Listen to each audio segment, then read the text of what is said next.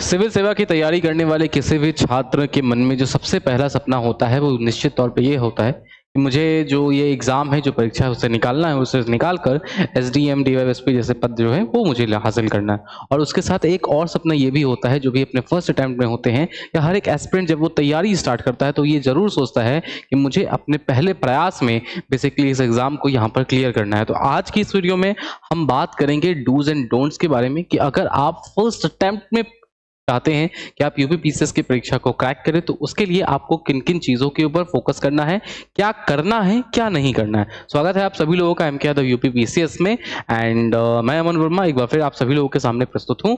आज के टाइम पे यूपीपीसीएस के लिए एक अल्टीमेट रोड मैप जिसके थ्रू कोई बच्चा अगर फर्स्ट अटेम्प्ट में तैयारी करके एग्जाम को क्रैक करना चाहता है वो कौन-कौन सी बातें हैं जो उसे फोकस करनी है। सो बेसिकली अगर हम बात करते हैं ना तो इसके लिए ना मुख्यतः मुझे 4-5 कुछ पॉइंट्स देखने को मिलते हैं। 4-5 पॉइंट्स में क्या-क्या चीज़ें आती है अगर मैं सबसे पहले बात करता हूँ, तो वहाँ पे आपका सिलेबस एंड पीवाईक्यू का डोमिनेंस जो है वो बहुत ज़्यादा होता है। उसके बाद जो एक दूसरा डाउट आता है कि सर एनसीईआरटीज़ को देखना है, स्टैंडर्ड बुक्स को कवर करने हैं या अलग-अलग सोर्सेज़ जो कंपाइलेशंस आपके बहुत सारे कोचिंग के आते हैं, उनको देखना है। तीसरा सबसे बड़ा फैक्टर आता है आपको याद करना है, आपकी टाइम टेबल कैसी होनी चाहिए, करंट अफेयर्स को कैसे पढ़ना है, आपको आंसर राइटिंग और जो सीसैट है वो कैसे कवर करना है। तो आज की ये जो वीडियो है इस वीडियो में मुख्यतः हम इन तमाम चीजों के ऊपर बेसिकली आपको फोकस करने वाले। सो बेसिकली अगर सबसे पहले अगर मैं जाता हूं कि सिलेबस प्लस पीवाईक्यूज का, देखो सिलेबस और पीवाईक्यूज जो है ना वो एक दूसरे से लिंक है। अगर आप आज के अगर कोई एक ऐसा बच्चा है जो फर्स्ट अटेम्प्ट में है या कोई ऐसा बच्चा है जो अपनी तैयारी स्टार्ट करने वाला है 2027 के लिए, 2028 के लिए या 2026 के लिए भी अगर आप तैयारी स्टार्ट कर रहे हो, ठीक है, तो बेसिकली वैसे कंडीशन में आपको करना क्या है, तो याद रखिएगा सबसे पहला चीज जो आपको पिक करना है अपार्ट फ्रॉम एनी अदर, बाद बाकी किताबें बुक नोट्स सब छोड़ दो, सबसे पहले जो आपको पिक करना है that is the syllabus of UPPCS. क्यों? क्योंकि सिलेबस आपको यह बताता है कि पढ़ना क्या है, ठीक है। अब उसके बाद आता है कि सिलेबस से मुझे ये पता चल गया कि बेसिकली सर मुझे पढ़ना क्या है। अब पढ़ना क्या में है कि सर कितना पढ़ना है, ठीक है, कितना डीप पढ़ना है, कौन कौन से डायमेंशंस कवर करने हैं, ये कहां से पता चलेगा, ये आपको पता चलता है पीवाईक्यू से। तो इसका मतलब है जो सिलेबस है ना एंड जो पीवाईक्यूज है वो बेसिकली आपको एक दूसरे से लिंक होते हैं। सिलेबस हमको बेसिकली क्या करता है, पीवाईक्यू रिवील करता है what is basically hidden inside the syllabus, कि बेसिकली सिलेबस में हर एक पॉइंट जो है, हर एक जो टॉपिक लिख रखा है उस टॉपिक में मुझे कितना पढ़ना है, किस डायमेंशन, किस पॉइंट, किस सब टॉपिक, किस सब थीम के ऊपर बेसिकली जो मुझे फोकस है वो मुझे फोकस कितना करना है। अब जैसे अगर मैं बात करता हूं कि कॉन्स्टिट्यूशन ऑफ इंडिया है और मुझे वहां पे देखने को मिलना है जैसे फंडामेंटल राइट है, वहां से क्वेश्चन बहुत ज्यादा आ रहे हैं, तो मुझे पता है कि सर फंडामेंटल राइट जो है ना उस फंडामेंटल राइट का जो डोमिनेंस है वो ज्यादा देखने को मिलता है। उसके बाद अगर मैं पीवाईक्यूज देखता हूं, अब इस तरीके से मैंने यहाँ पे जो माइक्रो थीम्स है वो मैंने बांट रखे हैं फंडामेंटल राइट्स के। अब इस तरीके से अगर मैं पीवाईक्यूज देखता हूं ना सर और उसको मैं अगर कंपेयर करता हूं तो मुझे पता चलता है कि basically right to equality, freedom के ऊपर से क्वेश्चन ज्यादा है, कॉन्स्टिट्यूशनल रेमेडीज के ऊपर से क्वेश्चन आ रहे हैं, राइट अगेंस्ट एक्सप्लॉइटेशन के क्वेश्चन आ रहे हैं। और उसके बाद अगर मैं देखता हूं तो सर बेसिकली जो नेचर वहां से कितना है सर, तो मुझे पता चल रहा है कि हाँ यहां से ना डायरेक्ट जो कॉन्सेप्चुअल क्वेश्चन है वो आते हैं। उसके बाद अगर मैं आगे बढ़ता हूं तो मुझे पता चलता है कि बेसिकली अगर मैं राइट टू इक्वलिटी वाले पोर्शन में जाता हूं तो बेसिकली मैंने ये क्वेश्चन देखा जो 2009 में पूछा गया था। उसके बाद अगर मैं आगे देखता हूं तो ये वाला क्वेश्चन है जो कि यूपीपीसीएस प्री 2003 में आया था। तो मुझे पता चल रहा है कि कुछ कॉन्सेप्चुअल क्वेश्चन है वो आ रहे हैं। वैसे ही अगर मैं थोड़ा सा आगे बढ़ता हूं, अगर मैं इसको आगे बढ़ाने का प्रयास करूं तो फिर मुझे देखने को मिलता है कि असर्शन रीजनिंग वाले जो क्वेश्चन हैं वो पूछा जा रहा है। तो इसका मतलब मुझे पता चल रहा है कि अगर मैं पीवाईक्यूज देखा, मैंने सिलेबस देखा, मुझे पता चला ये पढ़ना है। जब मैंने पीवाईक्यूज देखे तो मुझे पता चला कि सर कौन सी टॉपिक पढ़ना है और किस टॉपिक को कितना पढ़ना है और किस तरीके से कवर करना है और जो क्वेश्चन है वो किस तरीके से आ रहा है। तो demand of the prelims and जब मेंस पेपर जो है ना एग्जैक्टली किसी टॉपिक के ऊपर, वो हमें कहां से पता चलती है, वो बेसिकली हमें पीवाईक्यूज से पता चलती है। तो उसके ऊपर जो पहला है वो फोकस रखना है। अब बात आया कि सर ये तो बात हो गई कि हमें ये पता चल गया है कि बेसिकली पीवाईक्यूज में सिलेबस क्या है और कौन से पॉइंट को कितना कवर करना है, ठीक है। अब बेसिकली बात आता है कि सर एक बात बताओ कि अब इसके बाद ना इन चीजों को जो हमें कवर करना है हम कवर कैसे करेंगे, ठीक है। अब इन चीजों को बेसिकली हमें जो कवर करना है कैसे करेंगे, तो कवर करने के लिए ना हमारे पास दो ऑप्शंस आते हैं। पहला ऑप्शन आता है कि आप एनसीईआरटी को फॉलो कर सकते हो, दूसरा ऑप्शन आता है कि आप स्टैंडर्ड बुक्स को कर सकते हैं। याद रखना, आपको जो स्टार्ट करना है, आप जो अपना प्रिपरेशन स्टार्ट करोगे, आपका जो प्रिपरेशन है वो प्रिपरेशन हमेशा और हमेशा जो एनसीईआरटी की बुक है, ये एनसीईआरटी के बुक से होनी चाहिए। अब बेसिकली अगर मैं पॉलिटी के बारे में जैसे बात करता हूँ, तो जो क्लास 11th की जो आपको बुक है एनसीईआरटी की, basically Indian constitution at work, और जो पॉलिटिकल थ्योरी की भी जो बुक है ना, वो दोनों जो है वो उसके लिए काफी ज्यादा बेसिकली इंपॉर्टेंट है। इसके साथ आप क्या कर सकते हैं सर, तो इसके साथ में बेसिकली हमको याद रखना है कि एक जो लक्ष्मीकांत की बुक आती है, वो बुक मेरे लिए इंपॉर्टेंट है, उसको मैं एज अ रेफरेंस मटेरियल रखता हूं। अब बात आया कि सर पॉइंट इज दैट कि जब भी हम किसी चीज को पढ़ रहे हैं तो वो रेलेवेंट होना चाहिए, एग्जाम रेलेवेंट होना चाहिए, और जिस साल आप पेपर दे रहे हो उस चीज के लिए भी रेलेवेंट होना चाहिए। तो एग्जाम रेलेवेंसी के लिए पीवाईक्यूज दिए और इस साल क्वेश्चन बन सके, तो याद रखना अगर मैं पॉलिटी देख रहा हूं ना, तो पॉलिटी में मुझे पता चलता है कि जो करंट अपडेट्स है वो पॉलिटी के अंदर करंट अपडेट्स इंपॉर्टेंट हो जाते हैं। जैसे अगर मानो सुप्रीम कोर्ट का कोई जजमेंट आ गया है, तो वो जजमेंट मेरे लिए रिक्वायर्ड है। अगर अभी जैसे मैं बात करता हूं, तो right to walk on footpath जो है वो बेसिकली आपका फंडामेंटल राइट्स में इंक्लूड हो गया। तो जब मैं आर्टिकल 19 पढ़ रहा हूंगा ना, तो वहीं पे article 19 sub clause 1 sub clause D जब मैं पढ़ रहा हूं, तो वहीं पे जो करंट अफेयर वाला पोर्शन है मुझे वहां पर ऐड करना है। तो बेसिकली जो करंट अपडेट्स है वो धीरे धीरे करके मुझे बेसिकली रखने हैं। अब बात आती है कि हर एक सब्जेक्ट का बुक लिस्ट क्या होगा सर। यहाँ तो बस आपने बोला कि एनसीईआरटी ये वाली करो और लक्ष्मीकांत को आप फॉलो करो, बिल्कुल सही है। याद रखना, अगर आप चाहते हैं कि आप एक अटेम्प्ट में निकालें, तो एक अटेम्प्ट में निकालने का पहला थंब रूल क्या है कि आपका जो बुक लिस्ट होना चाहिए, आपके जो सोर्सेज होना चाहिए वो मिनिमम होने चाहिए। अगर आप ज्यादा पढ़ रहे हो, रिवाइज कम कर रहे हो, तो याद रखना आप कुछ भी नहीं पढ़ रहे हैं। आप बेसिकली सोर्सेज आपके लिमिटेड है, लेकिन आप उसको मल्टीपल टाइम्स रिवाइज कर रहे हैं, तो याद रखिएगा आपकी रिटेंशन ज्यादा होगी, आप बहुत कुछ वहां से गेन कर रहे हैं जो आपको हेल्प करेगा एग्जाम को क्लियर करने में। बात वही आ गई ना कि सर रिटेंशन जो होता है ना, मैं क्यों रिटेंशन के ऊपर जोर दे रहा हूं, बिकॉज ये जो रिटेंशन है this is the actual game. पढ़ते तो सब कोई है, एग्जैक्टली आगे और पीछे का जो डिसीजन है ना, वो यहीं पे होता है कि कौन कितना रिटेन कर पा रहा है। अब मानो मैंने बोला कि बेसिकली एक सिनेरियोस दे रहा हूं, क्या है सर, आपको 10 से 11 महीने का ही टाइम मिलता है, ठीक है। You must hold what you learn till prelims. जैसे आपको प्रीलिम्स देना है तो आपने साल भर तैयारी की, तो आज अगर आप पॉलिटी पढ़ रहे हो तो आपको इस तरीके से पढ़ना है कि 1 साल बाद जब आप प्रीलिम्स का पेपर दोगे तो उस टाइम आप उसे रिटेन कर पाए। अब यहाँ पे इसका रिटेंशन खत्म नहीं होता है। रिटेंशन अगर मैं आगे देखता हूं ना, तो सेम नॉलेज जो आपने गेन की है उसको आपको रिप्रेजेंट करना है अपने आंसर कॉपीज में मेंस के पेपर में। और ये जो एग्जाम है ना, अगर मैं इस एग्जाम के नेचर के ऊपर आता हूं, तो इस एग्जाम को देने में टाइम लगता है। जरूरी नहीं है कि बहुत सारे बच्चे ऐसे होते हैं जिनको कभी कभी ज्यादा टाइम लग जाता है, या कुछ बच्चे ऐसे होंगे कि जो कि ग्रेजुएशन में होंगे वो तैयारी कर रहे हैं। तो अगर मैं मान के चलता हूं ये टाइम पीरियड हो सकता है कि इससे भी लंबा हो, 2 साल का हो जाए, 3 साल का हो जाए, 24 महीने का हो गया। तो समझ रहे हो, आज जो आप पढ़ रहे हो आपको इस इफिशियंसी से पढ़ना है कि वो अगले साल 1.5 साल तक आप रिटेन कर पाओ। और ये रिटेन कैसे आप कर पाओगे, उसका थंब रूल एक ही है, रिवाइज रिवाइज एंड रिवाइज। इसको लूप पे लगा लो, जितना रिवीजन करोगे एक सोर्स से स्टिक होके और करंट उसमें बस ऐड करते जाओगे, उतना आप कंपटीशन के आगे बेसिकली क्या है, कंपटीशन के आगे निकलते जाओगे। अब बेसिकली आपका रिटेंशन जो है ना, वो केवल रिवाइज करने से, बार बार पढ़ने से ही नहीं होगा। यू नीड टू चेक कि सर जो मैं पढ़ रहा हूं वो सही डायरेक्शन में जा रहा है कि नहीं। तो उसके लिए मैंने फिर कहा ना, यहाँ जो पीवाईक्यूज हैं, ये जो आपको पीवाईक्यूज देखने को मिल रहे हैं, इन पीवाईक्यूज को आपको कंटिन्यूअसली क्या है यहाँ पर सॉल्व करना पड़ेगा, ठीक है। आपको पीवाईक्यू सॉल्व करना पड़ेगा और मल्टीपल टाइम्स जो है वो बेसिकली आपको करना पड़ेगा। अब बात आती है कि सर लंबे समय तक याद रखने का सबसे बेस्ट तरीका क्या है।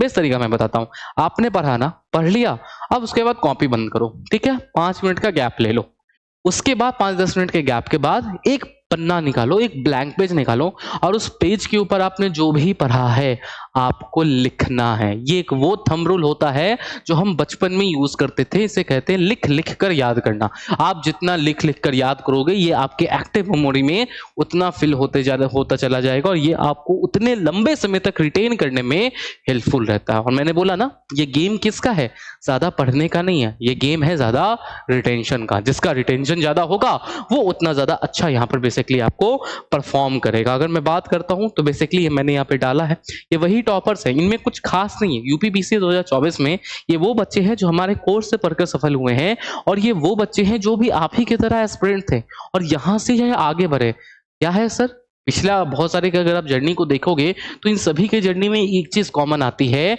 कि इन्होंने बार बार रिवीजन के ऊपर क्या है, मल्टीपल टाइम्स यहाँ पर हमें देखने को मिल रहा है कि इनके द्वारा जो रिवीजन है उस रिवीजन के ऊपर बेसिकली फोकस किया गया। अब बात होता है कि सर अगला जो चीज आपके लिए इंपॉर्टेंट है, जो नेक्स्ट डायमेंशन मैंने बताया था, वो है आपका टाइम टेबल का, कि सर आपका एक आइडियल रूटीन कितना कैसा होना चाहिए। अब देखो मैं यहाँ पे आपको फिक्स कोई घंटा वाइज शेड्यूल नहीं देने वाला हूँ, मैं आपको मोटा मोटा चीजें बताकर दे रहा हूँ कि आपको करना कैसे है। आप अपने टाइम, आप अपने डेली रूटीन के अकॉर्डिंग इसे शेड्यूल कर लेना। लेकिन एक आइडियल अगर आप मुझसे पूछते हो तो होना क्या चाहिए कि सबसे पहले जो सुबह का टाइम होता है ना, सुबह का टाइम जो है वो आपको 2 सेगमेंट पे देना है। सबसे पहले सुबह का टाइम है, न्यूज़पेपर का टाइम आता है, 2 न्यूज़पेपर को, 2 करंट अफेयर्स को टाइम, ठीक है। लेकिन उसके साथ एक चीज और रखना है, आज सुबह है तो कल रात में हमने क्या पढ़ा था, कल पूरा दिन हमने क्या पढ़ा था ना, वो आपको वहां पर सुबह में रिवाइज करना है, ठीक है। आज मैंने आज की क्लास में मैंने जो भी पढ़ा है, कल जब मैं सुबह उठूंगा तो मैं पहले उसको रिवाइज करूंगा। ये एक वो आदत है जो आपको डेवलप करनी है, ठीक है। उसके साथ मैंने करंट अफेयर्स देख लिया, उसके बाद आप फ्रेश वगैरह होकर आया, उसका जो पहला स्लॉट होगा ना, मैंने नून लिखा, आप इसे फर्स्ट स्लॉट मान लो। फर्स्ट स्लॉट में आपको एक जीएस सब्जेक्ट पिक करना है। आप इस जीएस सब्जेक्ट को पढ़ोगे, अच्छे तरीके से पढ़ोगे। उसके बाद जो आपका थर्ड शिफ्ट होगा ना, यहाँ पे आपको ना पीवाईक्यूज सॉल्व करने हैं, जो एमसीक्यूज है वो सॉल्व करनी है। देखो अब बेसिकली मुझे क्या देखने को मिलता है कि कोई भी जो बच्चा है, आप लगातार घिसना चाहोगे कि मैं हर दिन जो है साल भर 18-18 घंटे पढ़ाई करूंगा, भाई मेरे पॉसिबल नहीं है, नहीं होता है। हर एक व्यक्ति आदमी है, और कोई एक बंदा कह रहा है कि हर दिन मैंने 14 घंटे पढ़ाई की है साल भर, तो वो बेसिकली आपसे झूठ कह रहा है, ठीक है। ये एग्जाम मैराथन है, थोड़ा थोड़ा थोड़ा थोड़ा थोड़ा कंसिस्टेंट वे में आपको बेसिकली डेली चलना है। तो यहाँ पे एक सुबह से एक स्लॉट आपने पढ़ाई किया, उसके बाद ना थोड़ा सा एमसीक्यूज करो, एक काइंड ऑफ एंगेजिंग एक्टिविटी होती है, तो आप वहां पे एमसीक्यू करेंगे। Now you are again filled with the energy. तो अब यहाँ पे जो जीएस सब्जेक्ट आप पढ़ रहे हैं उसका आएगा सेकंड स्लॉट, ठीक है। और फिर जब अगले दिन की सुबह होगी तो अगले दिन की सुबह आपको क्या करना है, पहले again first revise, then current affair, then slot 1, then MCQ, then slot 2, then उसके बाद अगले दिन क्या होगा, ये जो सेम लुक पर है ये चलाना है। टाइम भाई आप अपने अकॉर्डिंग फिक्स कर लेना कि कितना से कितना घंटा आपको रखना है किस स्लॉट को, क्योंकि हर एक बंदा डिफरेंट है और हर एक व्यक्ति अपने डेली शेड्यूल के अकॉर्डिंग जो है वो इसे शेड्यूल को बेसिकली यहां पर फिक्स करता है। Now the thing is that कि सबसे मोस्ट इंपॉर्टेंट फैक्टर कि सर करंट अफेयर्स कैसे करना, करंट अफेयर्स को भी तोड़ते हैं आज। मालूम है करंट अफेयर्स में क्या करना है, सबसे पहले तो 5 बुकलेट बना लो, history, polity, geography, economy, science and tech. क्या है सर, एएमएससी कर लो, ancient medieval art and culture कर लो, एक पॉलिटी का कर लो, एक ज्योग्राफी एनवायरनमेंट का कर लो, एक इकोनॉमी का कर लो, एक साइंस एंड टेक का कर लो, ठीक है। अब जैसे मैंने बोला ना कि सुबह आप करंट कर रहे हो, तो करंट में आपको कोई भी डेवलपमेंट मिल रहा है, और याद रखना हमेशा A4 शीट्स के ऊपर अपने नोट्स बनाना। करंट में आपको कोई भी डेवलपमेंट बन रहा है, एक न्यूज आर्टिकल का 1 पेज से ज्यादा नहीं होना चाहिए, ठीक है। स्टार्टिंग में 1 पेज ट्राई करो, उससे ज्यादा बेसिकली होना ही नहीं चाहिए। और आप ज्यादा बढ़ते जाओगे तो आपको ट्राई करना है कि बेसिकली उसको हाफ में कर दो, ठीक है। और जहां पे आपने पढ़ा है ना, अपने मास्टर नोट्स के साथ कर लो, या एक जो बुकलेट है वो अलग से रखो, ये पॉलिटी के करंट की बुकलेट है, कोई मैगजीन उसके बाद आपको फॉलो करने की जरूरत नहीं है। आपके पास खुद ही वो जो बेसिकली साल भर का मैगजीन है ना, वो खुद ही आपके पास तैयार होगा। पॉलिटी का ये है, हिस्ट्री का ये है, ज्योग्राफी का ये है, इकोनॉमी का ये है, ठीक है। एंड दिस इज व्हाट कि आपको बार बार क्या है, रिवाइज करना है। टॉपिक सुबह करंट का देखा, अच्छे तरीके से पढ़ा, वहां से 5-6 बातें जो भी आपको लगी वो पॉलिटी का बुकलेट निकाला, वहां पे उस टॉपिक को मेंशन किया, क्यों न्यूज में था वो डाला, और उसके जो 6-7 पॉइंट जो भी आपको लग रहे हैं आपने उसको रखे और वहां पे बुकलेट में डाल दिया।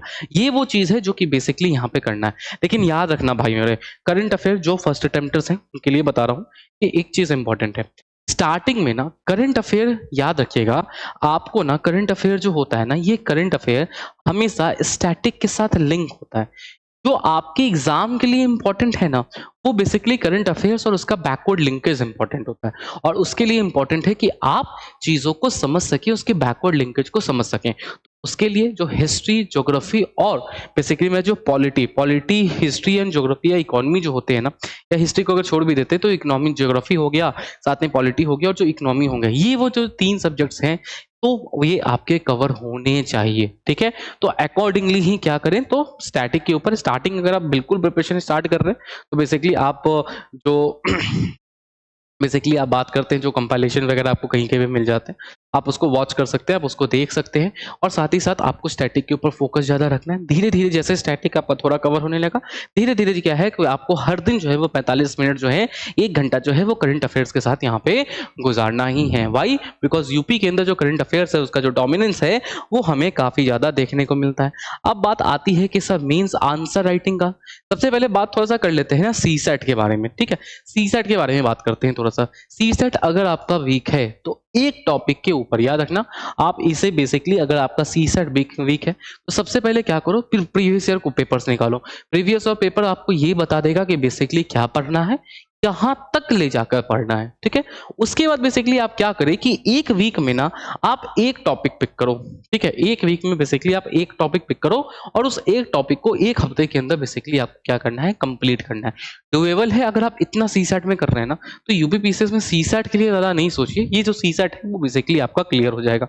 Now we come to the mains answer writing because ये बहुत बड़ा गेम है, यही आपको याद रखना। मेंस आंसर राइटिंग स्टार्ट करने से पहले एक प्रायर स्टेप आता है कि आपकी जो कॉन्सेप्चुअल अंडरस्टैंडिंग है, वो कॉन्सेप्चुअल अंडरस्टैंडिंग होनी चाहिए, ठीक है? उसके बाद आपको क्या करना है सर कि आपने ऐसा नहीं करना कि मैं पूरा का पूरा मेंस का सिलेबस कंप्लीट करूंगा फिर लिखूंगा, नहीं। आपने पढ़ा है, आपने बेसिक से स्टार्ट किया, आपने अच्छे तरीके से डेप्थ में जाके एक टॉपिक कवर किया, 3-4 टॉपिक कवर हो गए, उसके बाद स्टार्ट करो, धीरे-धीरे लिखना स्टार्ट करो। 100 आंसर जो आप लिखोगे वो निहायती घटिया क्वालिटी के होंगे, आपको ऐसा लगेगा पता नहीं क्या ही लिख रहा हूं, लेकिन याद रखना ये अगर आप चाहते हो कि मेंस के अंदर आप अच्छे मार्क्स सिक्योर करो, अगर आप चाहते हैं कि आपको इंटरव्यू कॉल आए, अगर आप चाहते हैं कि आपका मेरिट लिस्ट में नाम हो, तो ये 100 खराब आंसर आपको लिखने पड़ेंगे। ये 100 खराब आंसर लिखे बिना आप 101 जो अच्छा आंसर होगा, जो 101वां अच्छा आंसर होगा, वहां तक पहुंच ही नहीं सकते हो। तो इट इज इंपॉर्टेंट कि आपको यहां पर लिखना होगा, ठीक है? एंड बेसिकली उसको लिखने के लिए आपको कंटिन्यूअस लिखना है, जितना लिखोगे ना, हो सकता है पहला आप लिख रहे हो तो वहां पे आपको एक ही आंसर लिखने में आपको बेसिकली आधा घंटा लग गया, 25-30 मिनट लग गए, लेकिन जब आप लगातार लिखोगे क्वालिटी भी इंप्रूव होगी, कंटेंट भी अच्छे तरीके से स्ट्रक्चर्ड फॉर्मेट में डाल पाओगे, ग्राफ्स वगैरह का यूज कर पाओगे एंड टाइम जो होगा वो भी कम होता चला जाएगा। तो it is important, you have to write and write. तो दो चीजें हैं, revise revise revise, write and write. अब देखो जब आप एग्जाम के नजदीक आएंगे ना, उस टाइम पे आता है कि बेसिकली अब हमें करना क्या है, रिवीजन और ज्यादा रैपिड करना होगा। तो इसके लिए याद रखना भाई कि आपके पास ना खुद के नोट्स होने चाहिए। I am not talking about any the PDF और द कंपाइलेशन। आपके पास खुद के हर एक टॉपिक पे जो 1 पेजर है वो होना चाहिए।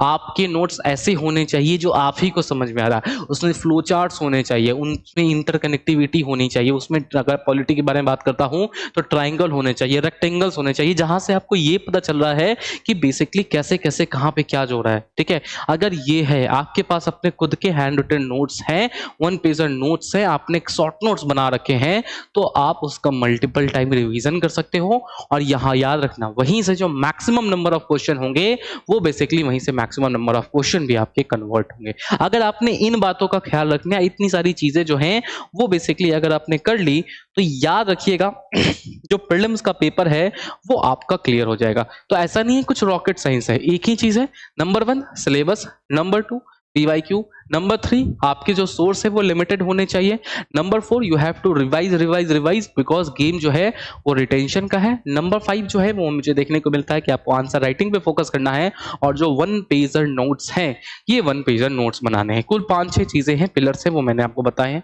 अगर याद रखना, भरोसा करना, विश्वास रखना मेरा, अगर आपने साल भर इतना कर लिया तो इट इज लाइक बहुत हाई चांसेस हैं, प्रोबेबल चांसेस हैं कि आप फर्स्ट अटेम्प्ट में क्लियर कर सकते हैं। बहुत लोगों ने किया है, हमारे पास एग्जांपल है, हमारे बैचेस से ही बच्चे पढ़कर यहाँ पे उन्होंने क्लियर किया है, ठीक है? तो बेसिकली इन दैट सेंस आप भी जो है वो उस चीज को यहाँ पर कवर कर सकते हैं। और जिस तरीके से अगर मैं बात करता हूँ, ये जो 70 अभ्यर्थी हैं ये हमारे बैच के अंदर से पढ़कर आपको सफलता इन्होंने यूपीपीसीएस के अंदर पाई है, ठीक उसी उद्देश्य से आप सभी लोगों की मदद करने के लिए हमने यहाँ पे हमारा जो यूपीपीसीएस का संकल्प फाउंडेशन बैच है, ये संकल्प फाउंडेशन बैच हमारे तरफ से लाइव हो चुका है। एंड बेसिकली अगर मैं बात करता हूँ तो शुरुआत के जो बेसिकली 100 बच्चे हैं उनके लिए ऑफर है, डेट इज 10% जो है वो आपको एडेड डिस्काउंट मिल रहा है। अगर मैं सीधा कोर्स के फीचर्स के बारे में बात करता करता हूँ ना, तो एक-एक चीज़ मैंने क्या कहा, नोट मेकिंग बहुत इंपॉर्टेंट है, हैंड आउट स्क्रिप्ट्स में आपके पास होने चाहिए। तो सबसे पहले जो क्लासेस हैं याद रखना बिल्कुल लाइव लेक्चर होगी, हम आपके कमेंट्स लेंगे, आपको जो भी डाउट है आप इंस्टेंटली वहाँ पर पूछ सकते हो। अक्सर ये भी होता है कि बहुत सारे बच्चे, मैंने कमेंट पोस्ट किया था, डाउट पोस्ट किया था, वो ऊपर चला गया, कभी-कभार मिस हो जाता है किसी टॉपिक को कवर करने में, तो फिर क्या है सर, घबराने की ज़रूरत नहीं है। यूनिक फीचर हम दे रहे हैं, हर दिन 30 मिनट्स का हम आपको वीडियो डिस्कशन देते हैं लाइव, जहाँ पे हर एक बच्चे को स्लॉट दिया जाएगा कि वो अपने फैकल्टी से बात कर सकता है। कोई भी डाउट हो, प्रिपरेशन रिलेटेड डाउट हो, क्लास डाउट हो, सेल्फ डाउट आ रहा है, आप बेसिकली अपने फैकल्टी से 1 टू 1 हमसे जो है वो बात कर सकते हैं और जो भी चीज़ है उसको रिज़ॉल्व करवा सकते हैं। हम आपको क्लास के हैंडआउट्स दे रहे हैं, उसके बाद जो समरी नोट्स होगा, जो क्रक्स होगा ना, वो भी बेसिकली हम क्लास से निकाल कर आपको दे रहे हैं, सो दैट आप उसे देखकर अपने उसमें पॉइंटर्स ऐड करके आप मल्टीपल टाइम जो है वो उस चीज़ को यहाँ पर बेसिकली क्या है, रिवाइज कर सकते हो। अभी मैंने बताया ना, यूपीपीसीएस में 70 से ज़्यादा बच्चे हमारे यहाँ से टॉप हुए हैं, तो इनके द्वारा doubt solving session and basically मैं बात करता हूँ तो जो मेंटरशिप है वो आपको प्रोवाइड की जा रही है। और वहीं पे अगर आप हमारे प्रीमियम बैच में आते हैं, जो लॉन्ग टर्म वैलिडिटी वाला कोर्स है, 4 साल की वैलिडिटी है। सबसे पहली जो खास बात है, यहाँ पे हम आपको 100 आवर्स का हर ईयर, ठीक है, याद रखना, एवरी ईयर 100 आवर्स का जो करंट अफेयर्स का जो अपडेशन होगा उसकी हम आपको क्लासेस देने वाले हैं। और इसके अलावा अगर मैं बात करता हूँ तो 1 टू 1 मेंटरशिप अवेलेबल है, बुक एंड स्टडी मटेरियल आपको मिलेगा, जो भी पढ़ाएंगे उससे हर दिन आपको 10 क्वेश्चन जो है वो प्रैक्टिस यहाँ पर करवाए जाएंगे एमसीक्यू के। और मेंस रेडी करना है तो हम आपको एक क्वेश्चन भी लिखवाएंगे जो क्लास में पढ़ाएंगे उसके ऊपर। मैंने कहा ना, वेट नहीं करना, क्लास में पढ़ाया, डिटेल में पढ़ाया, उसके बाद हम आपको देंगे, ठीक है। एक नॉर्मल डायरेक्ट क्वेश्चन ही होगा, लेकिन हम आपको लिखवाएंगे और उसका ऑडियो इवैल्यूएशन करके देंगे, सो दैट आप में डेली निरंतर जो इंप्रूवमेंट है वो बेसिकली इंप्रूवमेंट हो सके। एंड याद रखना, मोस्ट इंपॉर्टेंट चीज, अगर आपको मेंस क्लियर करना है ना, तो आपकी शब्दावली परफेक्ट होनी चाहिए, ठीक है। आपके पास अपने मीडियम का एकेडमिक कीवर्ड होना चाहिए। के लिए इंपॉर्टेंट है कि आप अपने माध्यम में पढ़े, प्योर अपने माध्यम में पढ़े। तो हिंदी माध्यम का बैच जो है वो एकदम डिफरेंट है, सेपरेट है, और इंग्लिश मीडियम का बैच जो है वो बिल्कुल आपको सेपरेट है। जो भी बच्चे इनरोल करना चाहते हैं, वहां यहाँ पे एक नंबर दिया गया है 9560082909, इस दिए गए नंबर के ऊपर कॉल करके बेसिकली आप हमसे संपर्क कर सकते हैं और जो इनरोलमेंट है वो अपना इस कोर्स के अंदर करवा सकते हैं। तो आज के लिए इतना ही रखते हैं, मिलते हैं अगले वीडियो में, जहां पर हम यूपीपीसीएस से जुड़े एक और महत्वपूर्ण मुद्दे के ऊपर बात करेंगे। थैंक यू एंड जय हिंद।